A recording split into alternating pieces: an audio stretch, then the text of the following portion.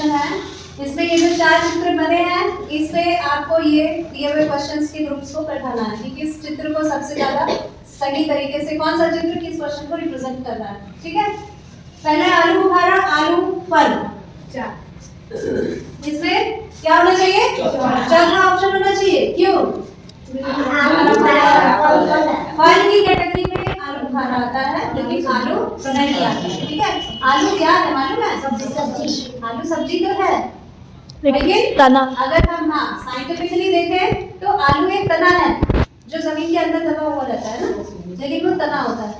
और फल किससे बनता है? अंडाशय से बनता है ना।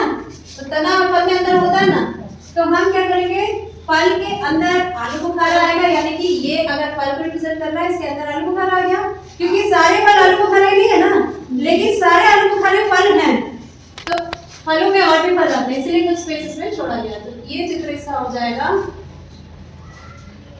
और आलू अलग से हो जाएगा।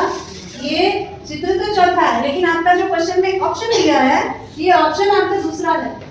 ठीक है, तो इस चीज का ध्यान रखना कि जो चित्र का नंबर है वो जिस ऑप्शन में है वो ऑप्शन आपको लगाना है। ठीक है, लोग, इंजीनियर, डॉक्टर, तीसरा।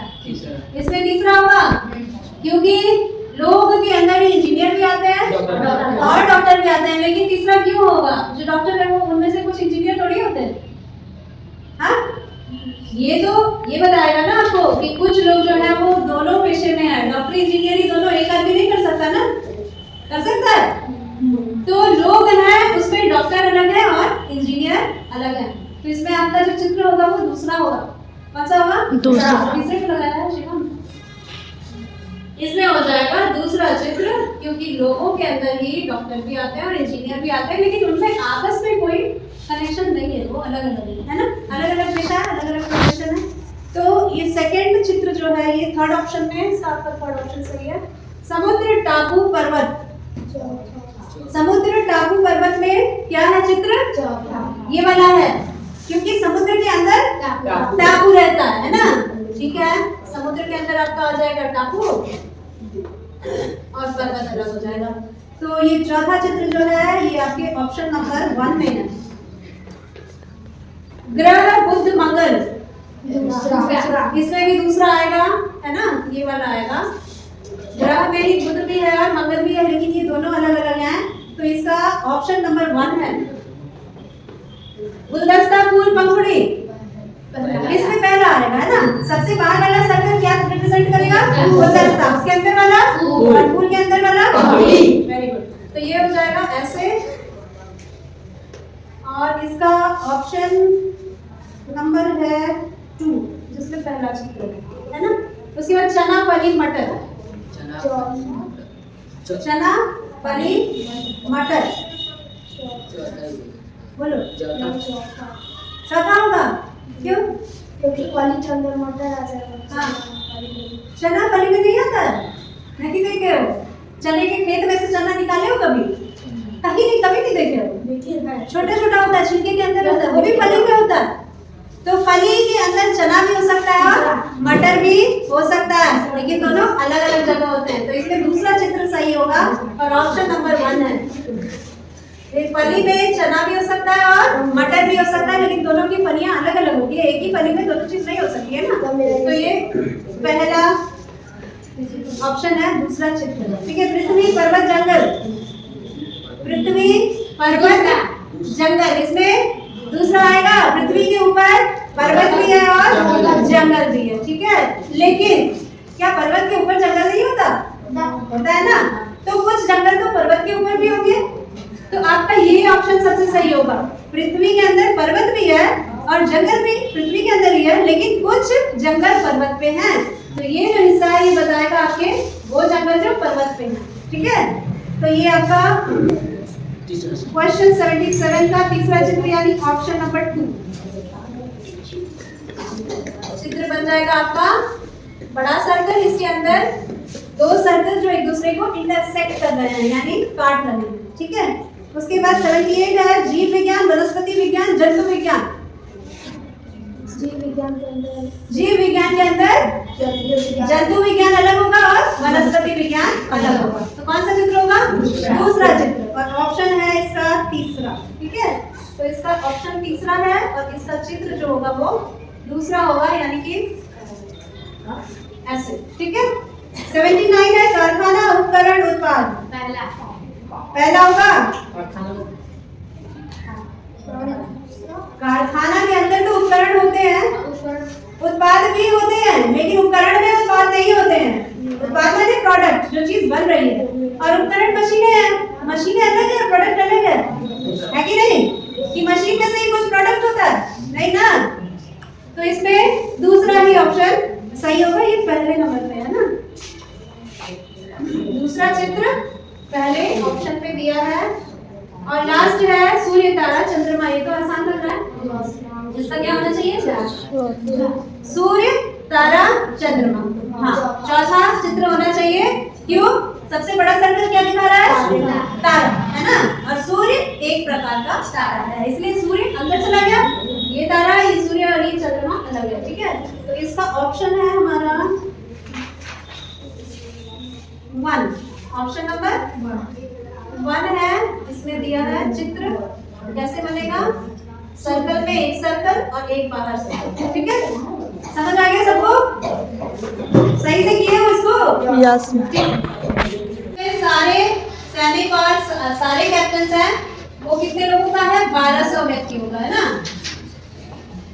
और प्रत्येक छोटा समूह जिसमें सैनिक और कैप्टन ये छोटे छोटे समूह बने हैं, उसमें 15 सैनिक में एक कैप्टन है कि नहीं? 15 सैनिक में एक कैप्टन है, यानी टोटल कितने हुए? 16। तो आपको 1200 को 16 व्यक्तियों के समूह में बांटना है। तो कितने समूह बनेंगे इसके लिए? तो बहुत ही आसान तरीका है, आप 1200 को 16 से भाग दे दीजिए। कितना आ जाएगा? 16 सते 112 है ना। और 120 में 112 गया, 80 8 हो गया ना। 80 बचाओ तो 16 25 80, तो ये हो गया 75 समूह। कितने कैप्टन है? तो कैप्टनों की संख्या भी 75 ही होगी, है ना। अगर तुमसे खाली सैनिकों की संख्या पूछी गई होती तो उसमें से कैप्टनों की संख्या माइनस करके और सैनिकों की संख्या निकल जाती, ठीक है। कितने निकलती? 1200 में 75 घटाओ 1125, है ना। अगर सैनिक पूछे जाते तो 1125 होते, कैप्टन पूछे गए तो 75 है ना। और समूह कितने हैं? 75, ठीक है। तो एक शहर में 40% वयस्क निरक्षर है, जबकि 85% बच्चे साक्षर है। ध्यान से पढ़ना, है ना। पहले में निरक्षर का प्रतिशत दिया है, दूसरे में क्या दिया? साक्षर का प्रतिशत। वयस्कों का बच्चों से अनुपात यदि 2:3 है तो जनसंख्या में कितना प्रतिशत साक्षर है? इस सवाल में प्रतिशत दिया है और अनुपात दिया है, संख्या नहीं दी है, संख्या पूछी नहीं है। तो हम मान के चलते हैं कि वयस्कों का बच्चों से अगर अनुपात 2:3 है, तो यदि बच्चे और वयस्क मिला के 500 लोग हैं, ठीक है। 500 लोग हैं तो उसमें से 200 क्या होंगे? 200 वयस्क होंगे और 300 बच्चे होंगे। ये मान के चले आप, है ना। 200 वयस्क 300 बच्चे, क्योंकि इनके बीच का अनुपात जो है 2:3 है, 2:3। 0 कट जाएगा, 2/3 ही तो बचेगा, ठीक है। अब आपको दिया है कि 40% वयस्क निरक्षर है, यानी कि जितने टोटल वयस्क हैं उनमें से 40% निरक्षर है। आपको निकालना है साक्षरता का प्रतिशत। तो आप वयस्कों में कितने साक्षर हैं वो निकालो पहले। वयस्कों में कितने प्रतिशत साक्षर है? तो अगर 40% निरक्षर है तो 60% होंगे साक्षर, होंगे ना। तो 200 वयस्क है, उसमें से 60% कितना होगा? 200 का 60% कितना होगा? 100 में से 60%, 200 में से उसको डबल कर दो 60 को, 120 हो गया। तो 120 अगर वयस्क हैं और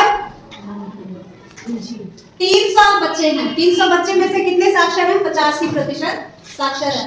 तो 85% तो 100 में से 85 हुआ ना, तो 300 में से कितना हुआ? 85 को 3 से गुणा करो, 55।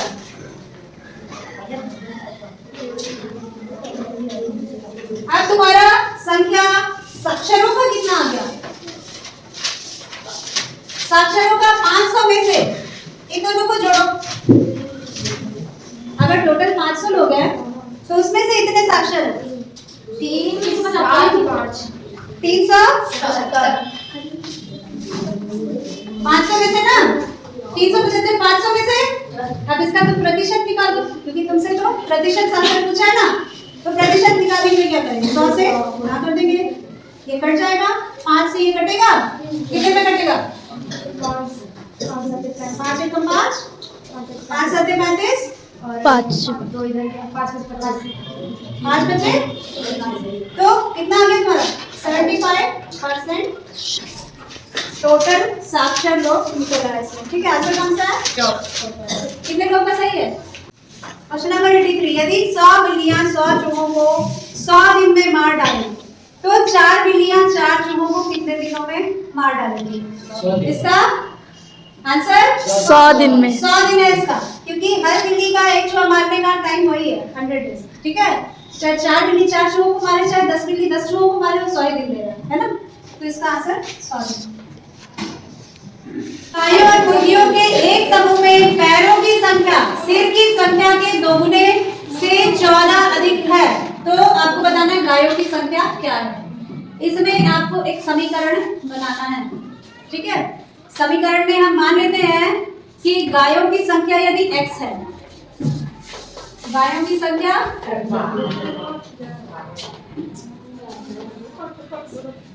और मुर्गियों की संख्या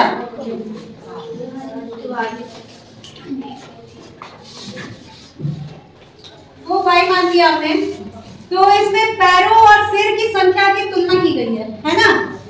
गाय और मुर्गियों के पैरों की संख्या जो है उनके सिर की संख्या के दोगुने से 14 अधिक है। एक गाय एक सिर, है ना? एक गाय माने एक सिर, और y मुर्गी का हो गया एक मुर्गी माने एक सिर। अब हर गाय का कितना पैर होता है? 4। तो ये पैर का संख्या हो जाएगा। हर मुर्गी का कितना पैर होता है? 2। तो ये उनके पैर का संख्या हो जाएगा बराबर क्या है? पैर की संख्या क्या दी है? सर की संख्या के दोगुने से 14 अधिक है, तो सर की संख्या तो इनकी x + y हो जाएगी। सर की संख्या x + y हो जाएगी, x गाय और y मुर्गी। ये सर की संख्या हुई उसका दुगुना, यानी 2 से गुणा किया हमने सर की संख्या को, और उससे 14 अधिक यानी +14। ठीक है, तो ये ही पैर की संख्या है और ये किसके बराबर है? ठीक है, गायों के पैर की संख्या 4 होती है, प्रत्येक गाय जितनी गाय होंगी उसको 4 से गुणा करेंगे। मुर्गी के 2 पैर, प्रत्येक मुर्गी 2 से गुणा होगा, है ना? जितनी मुर्गियां होंगी वो 2 से गुणा हो जाएगा, तो टोटल पैरों की संख्या ऐसे निकल जाएगी। जो क्वेश्चन में इक्वेशन दिया है वो ये दिया है ना, कि उनके सर की संख्या के दोगुने से 14 अधिक है। अब इस इक्वेशन को सॉल्व करोगे तो तुम्हारा गायों का संख्या निकलेगा x से, है ना? x जो निकलेगा वो तुम्हारा गायों का संख्या होगा। तो निकालो, कैसे निकलेगा करके दिखाओ। 2 से गुणा करेंगे, 2x + 2y + 14। इसमें जितने भी x और y वाले टर्म्स हैं सारे हम लेफ्ट हैंड साइड में ले जाएंगे। 4x + 2y पहले से है, ये 2x इधर लाएंगे तो -2x होगा ना, और ये 2y लाएंगे तो -2y, और 14 को हम राइट साइड में ही छोड़ देते हैं। अब देखिए कुछ कटने वाली संख्याएं हैं, क्या है बताओ? +2y और +2y और -2y, +2y -2y 0 हो जाएगा, बच जाएगा 4x - 2x = 14। तो 4x - 2x = 14 माने 4x में से 2x घटा दिया, कितना x बच गया? 2x बच गया, तो 2x = 14 और x = 14/2 = 7। तो गायों की संख्या कितनी हो गई? x निकल गया हमारा, x क्या था? गायों की संख्या। Answer number 2। आयुष का जन्म उसके पिता की शादी के 2 साल बाद हुआ। उसकी माँ उसके पिता से 5 साल छोटी है, लेकिन 10 साल के आयुष से 20 साल बड़ी है। आपको बताना है पिता ने किस उम्र में शादी की थी, तो इसको कैसे निकाला जाएगा? पिता की शादी की समय की उम्र जो हमको निकालनी है उसको हम क्या मान लेते हैं? x वर्ष मान लेते हैं। ठीक है, तो आयुष कब पैदा हुआ? शादी x में जब हम 2 साल जोड़ेंगे, है ना? यानी कि पिता उसके कितने साल के हो गए? x प्लस 2, जो भी उनकी उम्र थी उसमें 2 साल बढ़ गया। अब उसकी माँ की उम्र क्या है? पिता की उम्र से 5 साल छोटी है। तो उस समय माँ की उम्र जो थी वो x माइनस 5 थी, है ना? और माँ और बच्चे की उम्र में क्या संबंध है? अभी जो आयुष की उम्र है वो कितनी है? 10 साल, है ना? और वो अपनी माँ से कितना छोटा है? यानी उसकी माँ उससे कितनी बड़ी है? 20 साल बड़ी है। तो आयुष की वर्तमान उम्र तो 10 वर्ष दिया हुआ है ना? उसकी माँ जो है उससे 20 साल बड़ी है, यानी कि 10 में 20 जोड़ो 30 साल की हो गई।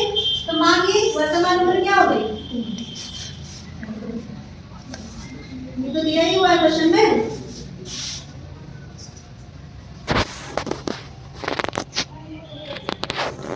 जब माँ की वर्तमान उम्र 30 वर्ष लिखी ही है और माँ पिता से 5 साल छोटी है, शादी के वक्त भी छोटी थी, अभी भी उतनी ही छोटी होगी, अंतर थोड़ी आ जाएगा, है ना? तो 5 वर्ष छोटी है, इसका मतलब पिता जो है कितने वर्ष के हैं? 35 वर्ष के, है ना? अब इसमें से आपको 12 साल माइनस करना है, क्योंकि 12 साल पहले इनकी शादी हुई थी, यानी कि आयुष के पैदा होने से 2 साल पहले, है ना?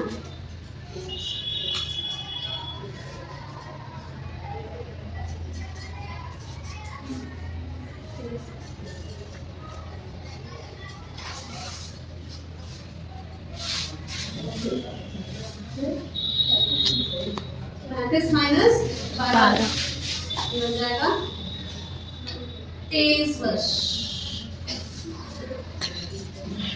तुम्हारा क्या निकला था शुभ्री? इसको फिर से समझाएं? तुम लोगों की समझ में आया है? नहीं आया है? उसकी अभी की उम्र बताइए 10 साल। ये लिखा है ना, 10 साल के आयुष से उसकी माँ क्या है? 20 साल बड़ी है। तो आयुष की अभी की उम्र कितनी है? 10 साल। और उसकी माँ उससे 20 साल बड़ी है। जब वो अभी 10 साल का है, तुम्हें पता है, तो माँ उसकी प्लस 20 अभी की 20 साल की हो गई, अभी की उम्र उनकी हो गई। तो अभी की उम्र पिता की भी निकल जाएगी, क्योंकि ये दिया है कि आयुष की माँ जो थी उसके पिता से 5 साल छोटी थी, यानी पिता जो है उससे 5 साल बड़े हैं। तो अगर माँ 35 साल की है तो पिताजी 35 साल के हैं। तो अभी की उम्र आपको नहीं निकालनी है। क्वेश्चन में पूछा है कि शादी के वक्त उनकी क्या उम्र थी? उन्होंने किस उम्र में शादी की थी? और शादी उन्होंने जबकि उसके 2 साल के बाद आयुष का जन्म हुआ, यानी कि आयुष की जो 10 साल की उम्र है उसमें 2 साल और पीछे जाएंगे, तब उनके पिता की शादी की उम्र निकलेगी, ठीक है ना?